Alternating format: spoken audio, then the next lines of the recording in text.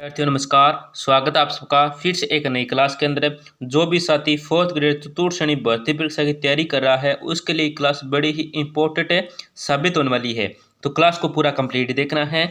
Last में आपको comment करना है आपके 20 प्रश्नों में से कितने प्रश्न हैं जो सही हुए हैं और कितने प्रश्न गलत हुए हैं। जो भी प्रश्न आपका गलत होता है उसको ध्यान से देखना है और उसके बारे में महत्वपूर्ण जानकारी देख लेनी है। बहुत ही महत्वपूर्ण प्रश्न है, छपने वाले प्रश्न है। तो क्लास का 1 नंबर प्रश्न है, बहुत ही महत्वपूर्ण है। कृति स्तंभ राजस्थान के किस शहर में स्थित है? दोस्तों, जो कृति स्तंभ है, कौन सा कृति स्तंभ है, ये राजस्थान के कौन से शहर के अंदर स्थित है? ऑप्शन आपके उदयपुर है, बीकानेर है, अजमेर है और चित्तौड़गढ़ है। तो यहाँ पे जो आपका सही उत्तर होगा ना वो हो जाए ऑप्शन नंबर डी के। ऑप्शन नंबर डी आपका सही उत्तर हो जाएगा। चित्तौड़गढ़ जिले के अंदर स्थित है दोस्तों कृति स्तंभ, ये आपको याद रखना है। ऑप्शन नंबर डी के आपका सही उत्तर हो जाएगा। आपका अगला प्रश्न क्या है, देखो, जयसमंद झील को इस नाम से भी जाना जाता है। जो जयसमंद झील है इसको किस नाम से जाना जाता है, ये आपको इस प्रश्न के अंदर बताना है दोस्तों। ऑप्शन आपके गोविंद वल्लभ झील है, डेब्बर झील है, फतेह झील है या स्वरूप झील है। तो यहाँ पे जो आपका सी उत्तर होगा ना वो हो जाए ऑप्शन नंबर बी के। ऑप्शन नंबर बी आपका सी उत्तर हो जाएगा। डेब्बर झील को दोस्तों जयसमंद झील कहते हैं या जयसमंद झील को डेब्बर झील के नाम से भी जाना जाता है, ये आपको याद रखना है दोस्तों। ऑप्शन नंबर बी आपका सी उत्तर हो जाएगा। प्रश्न कैसे भी पूछे, अगर पूछे डेब्बर झील का उपनाम क्या है या डेब्बर झील को किस नाम से जाना जाता है, तो आपको कहना है जयसमंद झील। या ऐसे पूछे कि जयसमंद झील को किस नाम से जाना जाता है, जयसमंद झील का उपनाम क्या है, या जयसमंद झील को के नाम से भी जाना जाता है, तो क्या बताना है, डेब्बर झील बताना है। ऑप्शन नंबर बी के आपका सही उत्तर हो जाएगा। आपका अगला प्रश्न क्या है, देखो, तुंगा के मैदान में सवाई प्रताप सिंह द्वारा पराजित मराठा सेनापति का नाम क्या था? दोस्तों, आपको इस प्रश्न में ये बताना है जो तुंगा के मैदान में सवाई प्रताप सिंह द्वारा पराजित मराठा सेनापति था, ये कौन था दोस्तों? ऑप्शन आपकी बाजीराव प्रथम है, महादेव जी सिंधिया है, होलकर है और क्या राघोजी भोसले है। तो यहाँ पे जो आपका सही उत्तर होगा दोस्तों वो क्या हो जाएगा, ऑप्शन नंबर बी हो जाएगा। क्या ऑप्शन नंबर बी हो जाएगा, महादेव जी सिंधिया। दोस्तों, ये आपको याद रखना है। तुंगा के मैदान में, किस मैदान के अंदर, तुंगा के मैदान में स्वय प्रताप सिंह द्वारा जो पराजित मराठा सेनापति था वो था दोस्तों ऑप्शन नंबर बी। क्या आपका सही उत्तर हो जाएगा, महादेव जी सिंधिया। कौन? महादेव जी सिंधिया। आपका अगला प्रश्न क्या है, देखो, 4 नंबर प्रश्न है, बहुत ही महत्वपूर्ण प्रश्न है।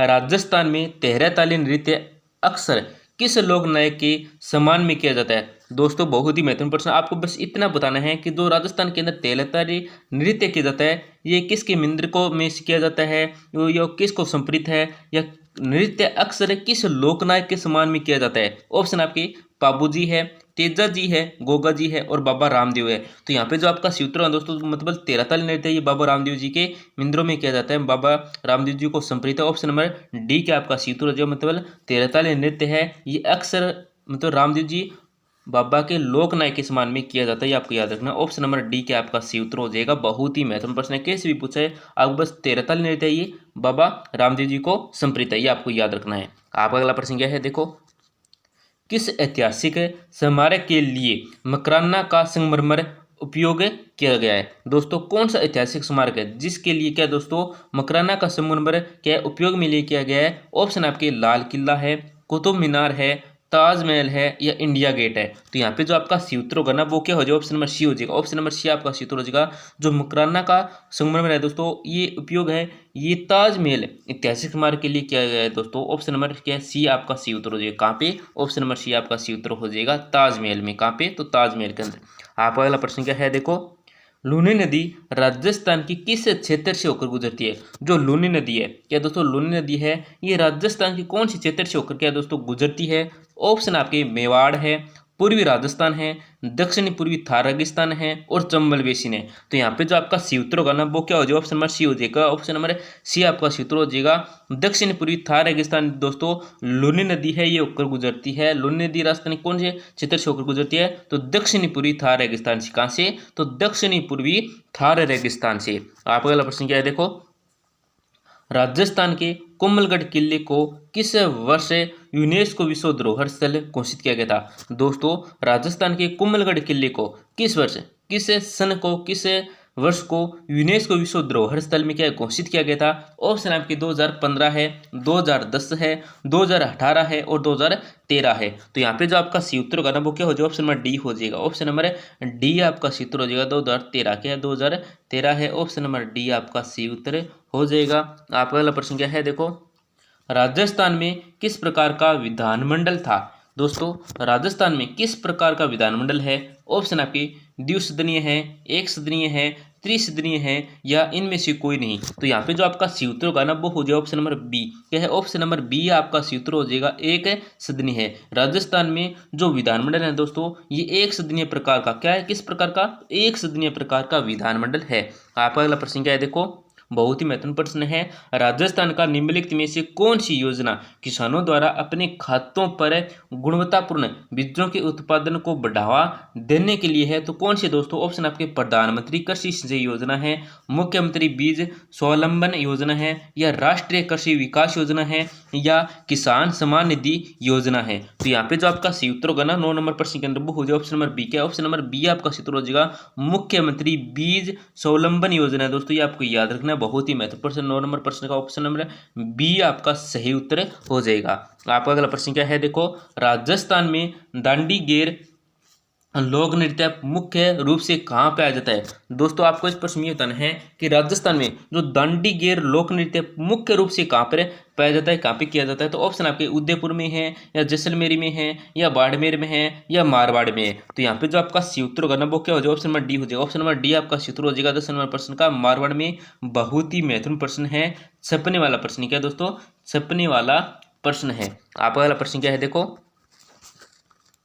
राजस्थान राज्य सहकारी बैंक का मुख्यालय स्थित है। दोस्तों, राजस्थान राज्य सहकारी बैंक का जो मुख्यालय है ये कहाँ पे स्थित है? ऑप्शन आपके जोधपुर है, जयपुर है, अजमेर है और कोटा है। तो यहाँ पे जो आपका सी उत्तर होगा ना वो हो जाएगा option number B. Option number B आपका सी उत्तर होगा, जयपुर में। कहाँ पे है? तो जयपुर में है। ऑप्शन नंबर बी आपका सी उत्तर हो जाएगा।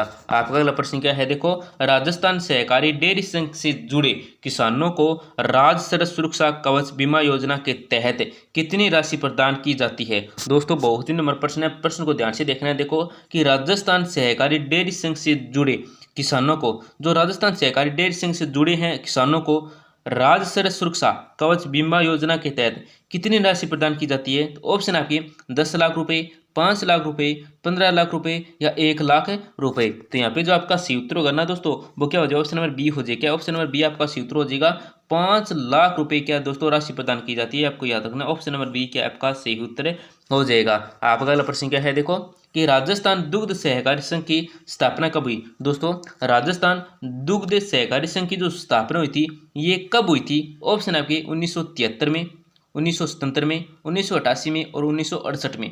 तो यहाँ पे जो आपका सी उत्तर करना दोस्तों वो क्या हो जाएगा? ऑप्शन नंबर बी हो जाएगा। ऑप्शन नंबर बी आपका सी उत्तर हो जाएगा, 1977 में हुई थी। ऑप्शन नंबर बी आपका सी उत्तर हो जाएगा। राजस्थान दुग्ध सहकारी संघ की स्थापना कब हुई थी? 1977 के अंदर हुई थी। आपका अगला प्रश्न क्या है? देखो, राजस्थान राज्य सहकारी उपभोक्ता संघ कानफेड का गठन कब किया गया? दोस्तों, आपको इस प्रश्न में बताना है कि राजस्थान राज्य सहकारी उपभोक्ता संघ कानफेड का जो गठन किया गया था ये कब किया गया था? तो ऑप्शन आपके 27 मार्च 1966, 27 मार्च 1969, 27 मार्च 1967 और 27 मार्च 1968। तो यहाँ पे जो आपका सी उत्तर होगा ना वो हो जाएगा ऑप्शन नंबर सी। क्या है? ऑप्शन नंबर सी आपका सी उत्तर हो जाएगा, 27 मार्च 1967 को दोस्तों राजस्थान राज्य सहकारी उपभोक्ता संघ कानफेड की क्या दोस्तों गठन किया गया था। कब की गई दोस्तों? तो राजस्थान राज्य सहकारी उपभोक्ता संघ की 27 मार्च 1967 को। कब? 27 मार्च 1967 को। ऑप्शन नंबर सी क्या है दोस्तों आपका सी उत्तर देखिए, ऑप्शन नंबर सी आपका सी उत्तर हो जाएगा। आपका अगला प्रश्न क्या है? देखो, निम्नलिखित में से कौन सा सहकारी अधिगम का लाभ है? दोस्तों, आपको इस प्रश्न में ये बताना है जो सहकारी अधिगम का लाभ है ये कौन सा इन चार ऑप्शन में? ऑप्शन आपकी धारणा में कमी है, निम्न उपलब्धि है, निम्न आत्मसम्मान है या अधिक सामाजिक प्रोत्साहन है। तो यहाँ पे जो आपका सी उत्तर होगा ना वो हो जाए option number D. Option number D आपका सी उत्तर हो जाए, अधिक सामाजिक जो प्रोत्साहन है दोस्तों ये सहकारी अधिगम का लाभ ये आपको याद रखना है। ऑप्शन नंबर डी क्या आपका सी उत्तर हो जाएगा 15 नंबर प्रश्न का।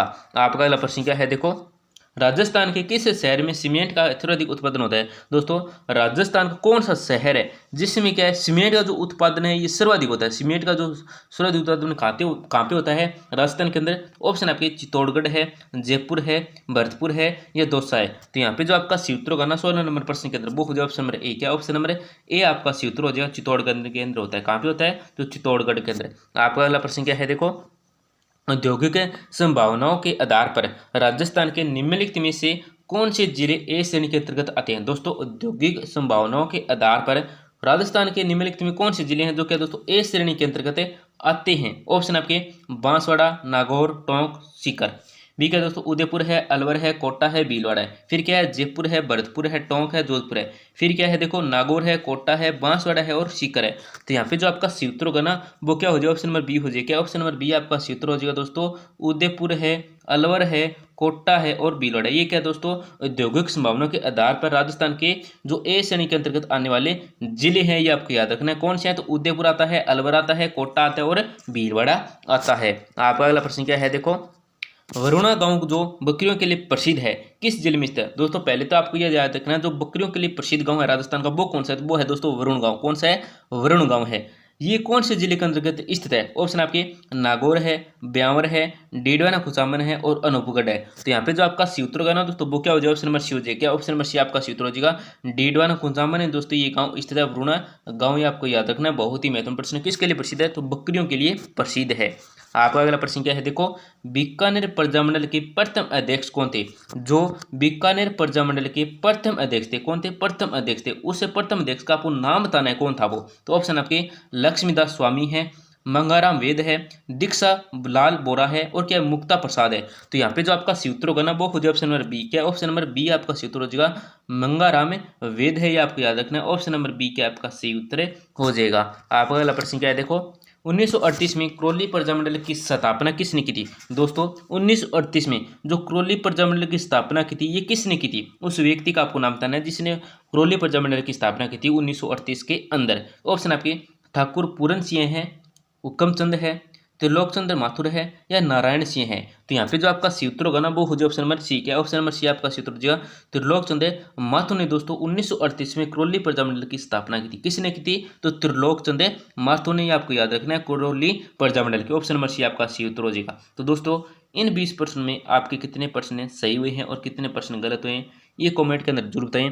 और अंत में हम रोजाना आपसे कहते हैं, हर क्लास के अंदर कहते हैं, आपसे छोटी सी गुजारिश रहती है, बिल्कुल ही छोटी सी गुजारिश। आपको वैसे क्लास देखने के बाद क्लिक ही करना है दोस्तों। क्या रहती है? तो क्लास को जरूर लाइक करें। क्या दोस्तों? क्लास को जरूर लाइक करें, आपसे छोटी सी हमारी गुजारिश रहती है। और दोस्तों, अपने दोस्तों को जरूर शेयर करें जिससे वे भी इन महत्वपूर्ण प्रश्नों को देख सके। तो धन्यवाद दोस्तों, मिलते हैं अगले क्लास के अंदर अगले महत्वपूर्ण प्रश्नों के साथ। धन्यवाद।